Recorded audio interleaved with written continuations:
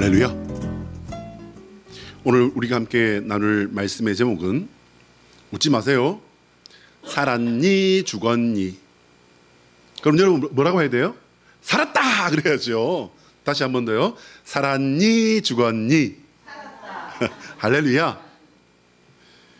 주님이 살리셔서 언제나 온전한 생명의 소유자 되시는 복된 성도 되시기를 축복합니다. 여러분 왕따 들어보셨죠? 이거는 몰라도 돼요. 이거 사실은. 여러분 왕따에 대해서 어떻게 생각하십니까? 왕따를 들어는 봤는데 정확한 뜻은 모르겠다 하는 분도 계실 수 있는데요. 왕따란 말은 뭐냐면요, 예를 들자면 학교에서 같은 반 아이들이 사이좋게 이렇게 지내야 함에도 불구하고 한 아이를 딱 정해가지고서 온 반 아이들이 그 아이를 배척하고 따돌리고 못살게 굴고 괴롭히는 걸 말하는 거예요. 특별한 이유가 있어서도 아니라고 합니다. 따돌리는 이유는요, 굳이 찾자면은 그 아이가 약하기 때문에. 여러분 생각해 보시기 바랍니다. 강한 아이를 만약에 왕따를 하고 따돌리게 되면은 여러분 어떻게 되겠습니까? 큰일 나겠죠. 큰일 나겠죠. 약한 아이를 따돌리며 괴롭히는 너무나도 흉한 현대인들의 병든 문화다라고 말할 수 있겠습니다. 참으로 안타까운 것은 이것은 아이들의 학교에서만 일어나는 일이 아니라는 거예요. 회사에서도, 심지어는 여러분 물론 우리 교회는 그런 거 없습니다. 이런 교회들은 잘 없는데요, 혹간 어쩌다가 교회에서도 이 비슷한 일들이 일어나는 경우가 있습니다. 이때는요, 왕따는 너무 심한 경우일 거고요. 여러분 은따 들어보셨습니까? 은따는 뭐예요? 은따는 뭐냐면요, 은근히 따돌리는 거예요. 그걸 은따라고 해요. 왕따가 되었건 은따가 되었건 피해를 받는 사람은, 따돌림을 당하는 사람은, 괴롭힘을 받는 사람은 씻을 수 없는 상처를 입고 평생을 병든 사람으로 살게 됩니다. 절대로 그런 일이 있어서는 안 돼요. 안타깝게도 그 고통을 참다 못해서 극단적인 선택으로 생을 마무리해버리는 그런 경우까지도 있죠.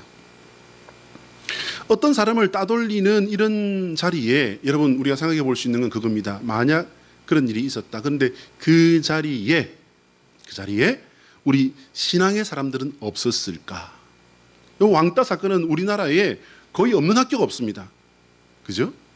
그러면 그 자리에 신앙의 우리 자녀들은 없었냐 말이에요. 선생님은 신앙의 선생님이 과연 없었을까요? 그 자리에? 예수님을 믿는 신앙의 가정의 자녀가 만약에 가해자 중에 있었다면 정말 마음 아픈 일이 아닐까.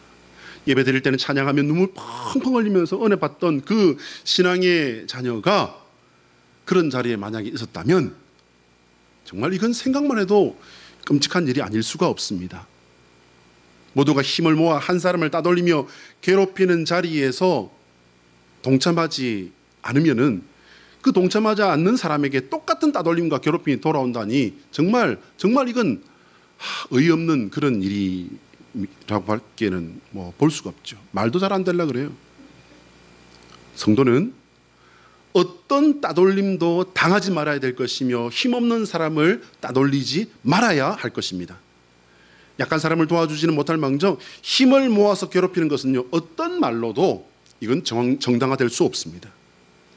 어린 나이에 철없이 저지른 이런 행동 때문에 여러분 성인이 되어서 이제 결실하는 순간에 그 결실하는 순간, 성공하는 순간을 바로 눈앞에 코앞에 두고는 그때 철없던 시절에 껌 좀 씹으면서 이렇게 했던 그 행동들이 문제가 되어서 그냥 몽땅 다 쏟아져 버리는 그런 모습을 여러분 우리는 보지 않습니까? 유명한 경연대회에 나왔다가 이제 곧 아주 그냥 그 좋은 자리까지 올라갈 수 있는데 실력을 인정받아서 누가 봐도 야, 저 사람은 탑5에 올라가겠다 이럴 사람인데, 그런데 그것을 보고 있던 그 옛날에 괴롭힘을 당하던 사람이 네가 어떻게 그 자리에 있어? 그리고는 제보를 해버린 거예요. 알아보니까 이게 사실이네. 그날로 그냥 그런 경연대회에 안 나오는 게 차라리 나았을 정도로 완전히 다 쓰러져 버립니다.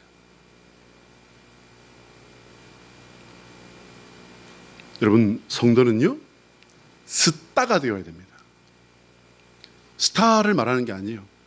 우리 이영경 권사님이 상당히 지식이 아주 폭넓으신 분인데 스타란 말에 눈이 동그래져. 목사님이 무슨 말씀을, 스타예요 스타, 그렇게 보시는 것 같은데 아니요. 스타는 별이고 반짝반짝 별이고요. 스타가 되어야 됩니다. 스타가 뭡니까 여러분? 스스로 왕따, 스스로 따돌림을 자초하는 사람을 스타라고 합니다. 다른 사람들로부터 스스로 따돌린다는 뜻이에요. 이 또한 바람직한 사회생활이라고 할 수는 없겠지만요, 성도에게는 이것이 종종 필요하기도 합니다. 기독교 역사의 수많은 성도들이 세상으로부터 스스로 따돌리며 순교까지 이른 거 여러분 아십니까? 여러분, 우리나라 교회에 결코 좋은 역사라고 할 수 없는 신사참배가 있어요. 여러분, 참 애석하게도요, 대부분의 교회가 신사참배 다 있습니다. 근데 우리는 유일하신 하나님만 섬깁니다. 죽으면 죽을지언정, 그때 안희숙 여사는 죽으면 죽으리다라고 했죠. 죽으면 죽을지언정 저는 여호와 하나님 외에 그 어떤 신에게도 나는 참배할 수 없고 절할 수 없습니다. 그리고는 핍박을 당하고 심지어는 순교까지 했던 그런 역사가 있었죠. 그게 뭐예요 여러분? 그게 스타예요. 그게. 자, 한번 따라할까요? 하나님의 소원은 우리가 예수 그리스도 안에서 주님의 영광을 위해 사는 성도가 되는 것이다. 시작. 하나님의 소원은 우리가 예수 그리스도 안에서 주님의 영광을 위해 사는 성도가 되는 것이다. 주님의 영광을 위해 사는 성도 되시기를 축복합니다. 오늘 바탕화면은요, 보시면 이렇게 가사 화면에도 그렇고 바탕화면에 동양난을 제가 올려봤습니다. 특별히 제가 한국난이라는 그 주제어를 가지고서 이렇게 검색을 해서 제일 마음에 드는 예쁜 그 난의 모습이 보여서 이렇게 올려봤습니다. 언제부턴가 저는 난을 보면은 여러 가지 생각이 차분하게 가라앉는 그런 느낌을 가집니다. 언젠가 아주 그냥 난을 전문적으로 이렇게 채취도 하고 기르는 그런 목사님과 함께 같이 동역해봤기 때문에 그런지 모르겠어요. 그건 아닌 것 같긴 한데, 근데 언제부턴가 난을 보면 그렇게 저는 좋아요. 꽃도 동양난을 저는 꽃 중에 제일 좋아합니다. 제 성격이 단순해서 그럴 수도 있겠지만요, 그 순수함에 반한 게 아닌가 하는 생각을 해봅니다. 난 꽃이야, 그 말 아닙니다 여러분. 누가 봐도 저는 꽃이 아니죠. 예, 웃지 마시고요.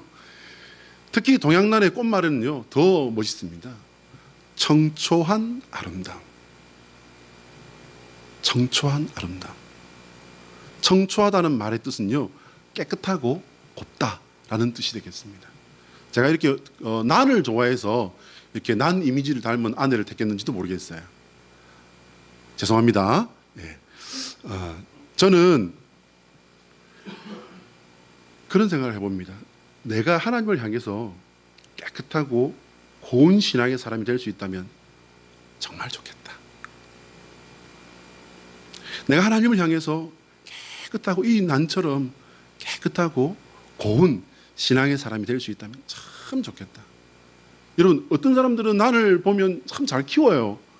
근데 저는 저희 어머니가 도와주셔도 난을 지금 몇 번째 죽였어요. 지금 제가 난을 진심으로 정말 좋아하는데 너무 좋아하다 보니까 너무 물을 자주 줘서 그랬는지 몰라도요, 잘 키우는 사람은 정말 잘 키우고 그 어렵다는 꽃도 피우는데 저는 피어있는 꽃을 사도요 곧 죽어요. 왜 그런지 모르겠어요. 정말 저는 사랑하는데. 난을 볼 때마다 저는 그런 생각을 합니다. 내가 하나님을 향해 깨끗하고 고운 신앙의 사람이 될 수 있다면 정말 좋겠다. 당연히 여러분, 이런 생각을 한다는 것은 여러분 왜일까요? 왜냐면요, 내가 그런 사람이 아니라고 하는 그런 자조 섞인 반성이 아닐까 생각해 봅니다. 우리는 왜 하나님 앞에서 난꽃 같은 사람이 되지 못하는 걸까요? 하나님께서는 우리를 보실 때 난꽃과는 비교도 되지 않는 귀한 존재로 사랑하신다는 사실을 아시죠 여러분? 하나님은 우리를 보시지만 그래서 하나님의 사랑을 십자가에서 우리를 살리는데 모두 부어주실 만큼 하나님은 우리를 어마어마한 말로도 부족할 만큼 사랑하시잖아요. 근데 하나님께서 우리를 귀하게 보시는 것과 우리가 하나님의 사랑과 은혜에 보답하기 위해 무언가 혹은 어떤 사람이 되는 것은 다른 문제예요. 깨달으셨으면 아멘? 하나님의 사랑은요, 세상 모든 사람에게 공평하게 주어집니다. 흘러 넘치도록 주시니까 그것이 어디에는 모자라고 어디에는 더 갈 수가 없는 거예요. 공평하게 다 부어집니다. 왕창 부으셨으니까요. 문제는 뭐냐면 그 은혜, 그 사랑을 받는 우리에게 있습니다. 구원의 은혜와 넘치는 사랑을 받고도 그 가치를 아는 사람은 과연 얼마나 될까? 다른 사람은 자취하고 나는 하나님의 그 은혜와 그 사랑의 가치를 얼마나 알고 살고 있는가? 알고 있다면 받은 그 은혜와 그 사랑에 걸맞는 삶을 살기 위해 그러면 얼마나 노력하고 있는가? 여러분, 우리가 말씀 듣잖아요. 말씀 듣지 않습니까? 이렇게 사역을 해보면요, 이제 교육전도사 때부터 어린 아이들, 그리고 이제 청년들, 그리고 이제 교구 이렇게 맡게 되지 않습니까? 설교를 해보면요, 정말 신기해요. 설교를 해보면 아이들은 막 떠들고 놀아요. 막 떠들고 놀아서 제가 청소년부 설교할 때는요, 하도 별나고 그래서 이게 마이크를 들고 가가지고서, 물론 이제 보면 그 아이는 착하기도 착하고 잘 믿는 가정 아이예요. 딱 골라가지고 가가지고서 이제 퉁 때려버리면 어떻게 되겠어요? 쿵 소리가 나요. 그럼 애도 놀래고 주변에 애들도 다 놀래고 눈이 동그래져요. 근데 여러분, 그 아이들이요, 안 듣는 것 같은데 설교 다 들어요. 물어보면 다 알아. 다 들었어. 막 놀면서 다 들었어. 신기하죠? 근데 여러분, 성도들은요, 어른들은 다 듣는 것 같아. 집중하는 것 같아. 다 안 것 같아. 다 아멘 했어. 근데 물어보면요, 나갈 때 물어보면 제목도 몰라.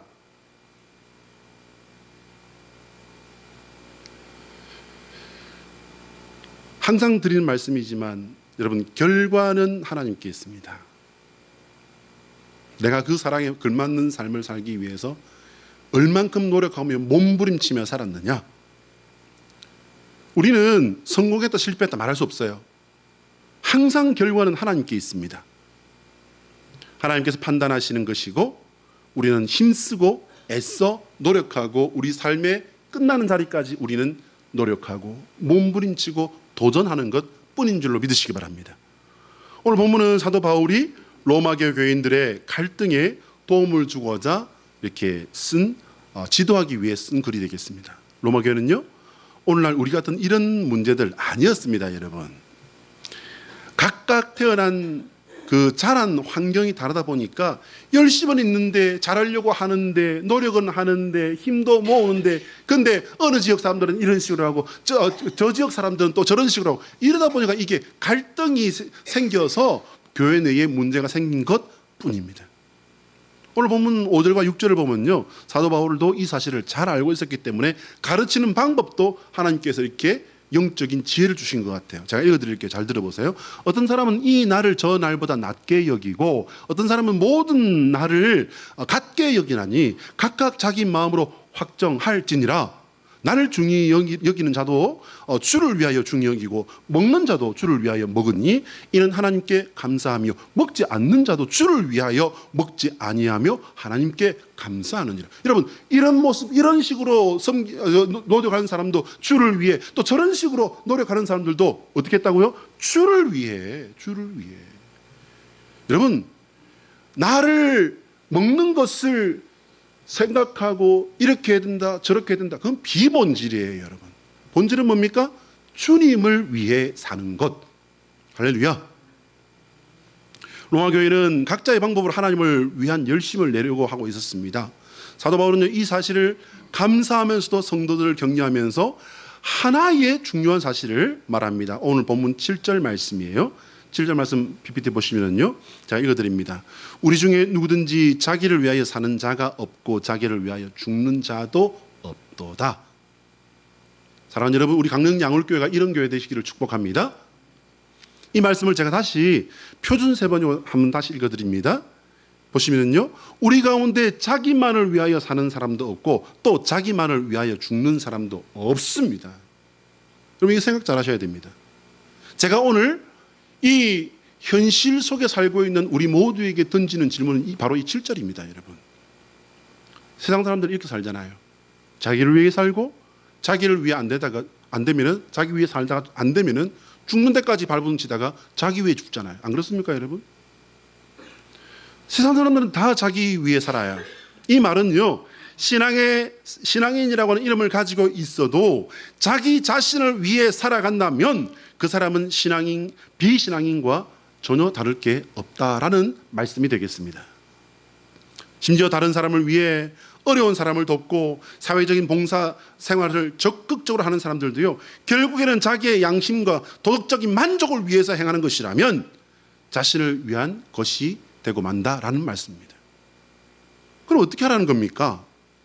우리는 하나님을 위해, 하나님의 영광을 위해 살아가는 성도가 되어야 할 줄로 믿습니다.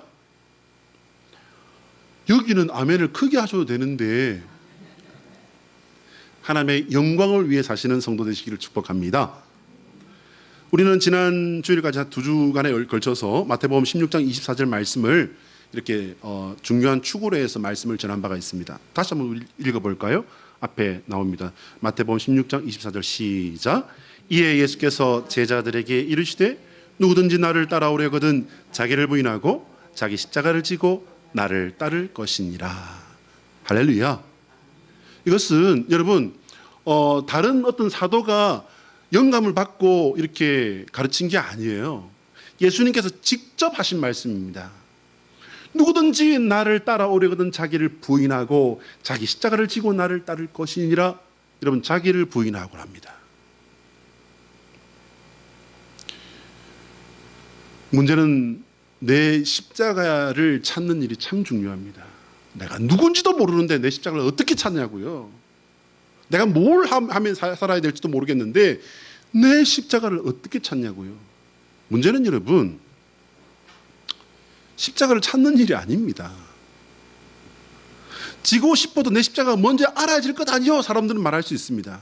그러면 여러분, 십자가를 찾으면 그런 자연스럽게 내 십자가니까 내가 지겠습니다, 이렇게 될까요, 여러분? 이렇게 되긴 할까요?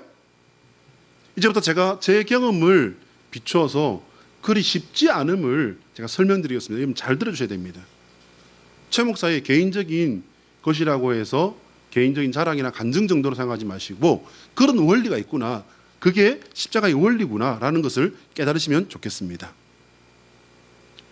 사실 내 십자가를 찾는 방법은 그리 어렵지 않습니다.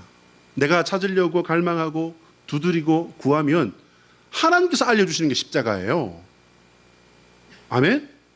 여러분, 십자가는 내가 아하 이거구나, 이 정도는 되면 십자가지 라고 하는 십자가, 여러분 그거 내 십자가 아닐 가능성이 상당히 큽니다. 하나님이 부탁하시고 하나님이 내게 주시는 거, 그게 하나님의 십자가예요. 왜요? 하나님이 내게 부탁하시는 그 십자가는 하나님의 것이기 때문입니다. 제가 기억하는 일에 저는 아까 전에도 말씀드린 바와 같이 저는 꿈이 바뀐 적이 없어요. 아까 말씀드린 바처럼 제가 아주 어릴 때부터 저는 아주 단순했나 봐요. 정말 단순한 사람이었나 봐요. 세계 최고 기관사가 되겠다. 세계 최고 기관사가 되겠다. 저는 중학교 때부터 제 책상에는 큰 대형 선박의 엔진, 저희 아버지가 기관장이셨으니까 엔진 그 분해도가 쫙 이렇게 있었어요. 아버지가 안 쓰시는 거 내가 그거 탁 뿌렸단 말 써도 됩니까? 탁 챙겨가지고 책상에다 탁 깔아놓고 맨날 그거 봤어요.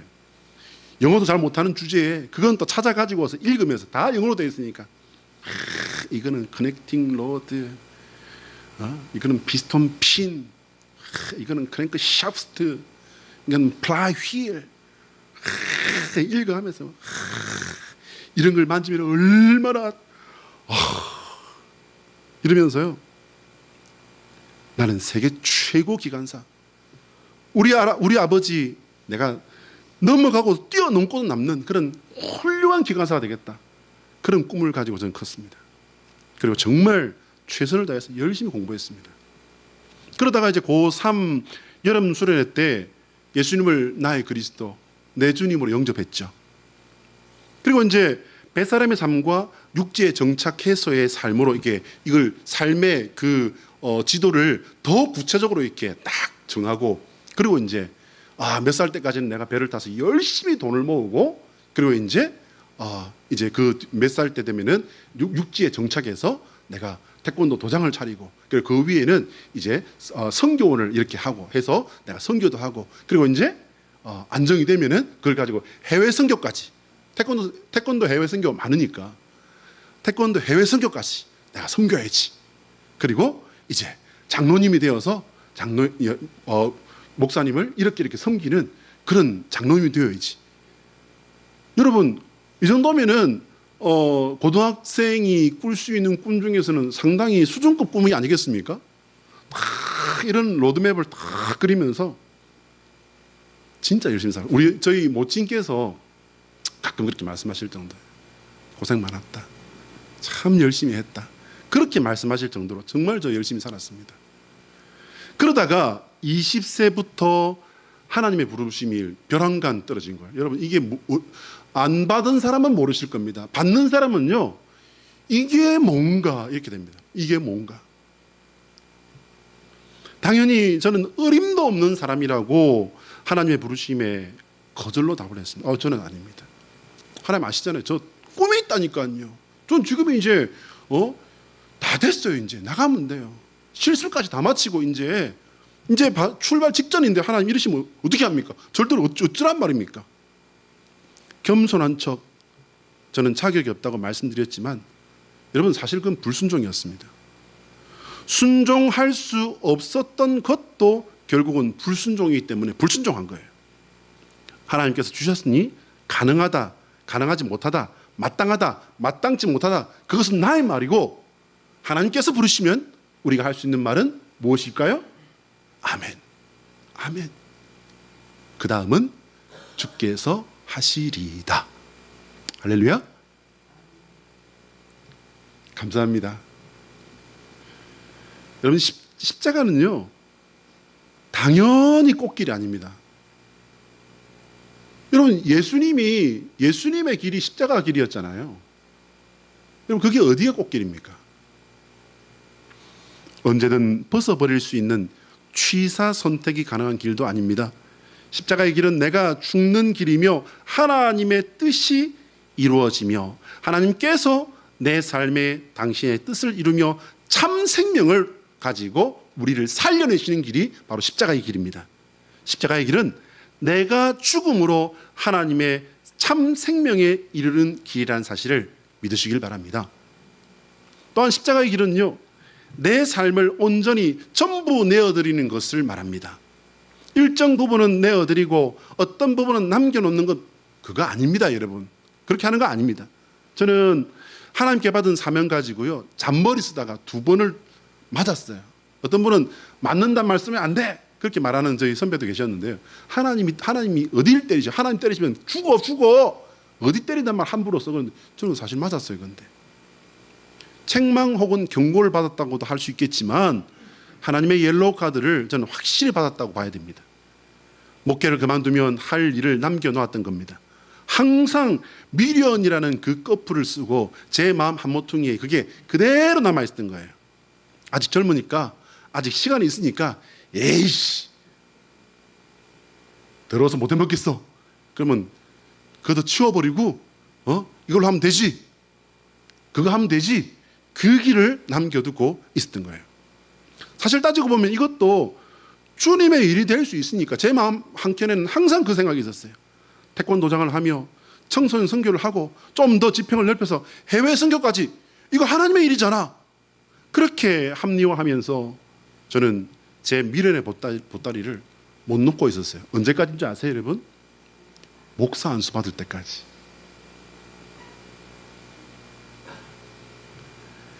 하나님의 뜻은 온전히 전부 내놓고 따르는 것임을 알면서도 목회 그만두면 이라는 만인의 경우를 대비하는 미련하고 교만한 마음을 내려놓지 못하고 있었던 겁니다.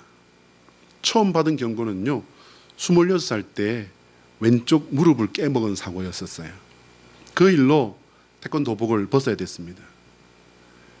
평생을 무릎 아대를 하고 지금까지 이렇게 살면서도요, 그래도 이렇게 포기하지 못하고 있었던 거예요. 그래서 하나님께서는 목사 안수받은 그 해에 두 번째 경고장을 날리십니다. 이제 눈을 감아도 온 세상이 뱅뱅뱅뱅 돌아가는데 그 속에서도 저는 생각을 했습니다. 목사 되려고 해서 여기까지 왔는데, 정말 말로 다 할 수 없는 그 어려운 길들을 걸어서 여기까지 왔는데, 하나님 왜 이런 시련을 내게 주셨을까? 하나님 왜 이러시는 겁니까? 어쩌라는 말입니까? 근데 여러분, 그 고민은 길지 않았습니다. 네, 길지 않았습니다. 하루인가 이틀 고민했는데 하나님께서 제 마음에 정말 비수처럼 찔러주신 답을 얻었습니다. 하나님께서 깨닫게 해주신 그 순간에 제 마음에 정말 죄송함과 부끄러움은요, 말로는 표현할 수 없는 그런 것이었습니다. 몇 날 며칠을 하나님, 제가 잘못했습니다. 주님 앞에 누워서 몇 날 며칠을 제가 하나님 앞에 회개하고 용서를 구했던 그런 기억이 있습니다. 그리고 그 이후 주님 앞에 사역의 길을 평생 걸으면서 살아온 지금 제가 깨달은 것은요, 하나님께서 내 앞길을 막으시고 나를 죽이신 것이 아니란 사실이에요. 하나님께서는 내가 하나님께 받은 사명을 온전히 감당할 수 있도록 가지치기를 해 주신 것입니다. 할렐루야. 하나님께서 그렇게 저의 미련함과 완악함을 죽여주셨기 때문에 하나님 앞에서 내가 그나마 목사로 살아낼 수 있었던 줄로 믿습니다. 그러면 내가 하나님께 받은 그 십자가를 확신하는 이유는 뭔가? 첫 번째는요, 하나님께 받은 말씀이 있기 때문이에요. 저는 희한하게도 저희 스승님의 말씀을 듣고부터 계속 고등학교 3년 내내 성경 통독을 열심히 했습니다. 하나님께 받은 말씀이 있기 때문입니다. 두 번째는요, 하나님께 받은 음성이 있기 때문이에요. 세 번째는 하나님께 받은 헤아릴 수 없이 많은 기도의 응답. 여러분, 얼마나 많이 두들겼겠습니까? 주님, 이렇게 응답해 주세요. 하나님, 이렇게 응답해 주세요. 저는 제 생각은 이렇습니다. 하나님, 이렇게 응답해 주신다면 내 생각을 바꾸겠습니다. 주님, 이렇게 응답해 주신다면 내 계획을 바꾸겠습니다. 놀랍게도요, 하나님은 그때 그냥 응답을 해버리시는데, 제가 기억하는 한 20살 때부터 23살 때까지의 하나님과 저의 그 야복강의 그 기도의 줄다리기는요, 무서울 정도였습니다. 네 번째는요, 저의 계획과 꿈을 막아주신 하나님의 역사가 있었기 때문입니다. 내가 가고 싶었던 길, 응감생심요. 저는 단 한 번도 목사님이 되고 싶다는 생각은 해본 적이 없습니다. 끝으로 여기까지 인도해 주신 에베네셀의 하나님을 고백할 수밖에 없는 것은 오늘이 바로 모든 것의 증거입니다. 할렐루야. 한마디로 줄여 말하면 끝까지 죽여주셨기 때문에 제대로 살 수 있다라는 말씀입니다. 하나님께서는 나를 죽이신 것이 아니라 제대로 살리신 겁니다. 하나님께서는 우리를 살리시는 하나님이십니다. 제대로 살게 하시려고 내 꿈을 꺾어주시고 내 삶을 꺾어주시는 은혜의 하나님이심을 믿으시기 바랍니다. 왜? 우리가 하나님 앞에서 받게 될 심판은요, 믿음으로 우리가 얼마나 남겼으며 얼마나 큰 것들을 했는가, 어떻게 남기는 삶을 살았는가, 여러분, 이거 아닙니다. 이거 아닙니다. 믿음으로 얼마나 순종하며 살았는가, 하나님은 이것을 심판하시는 하나님이신 줄 믿으시길 바랍니다. 한번 따라할까요? 예수 그리스도의 십자가는 죽음으로 참된 삶을 보여주신 하나님의 별세이다.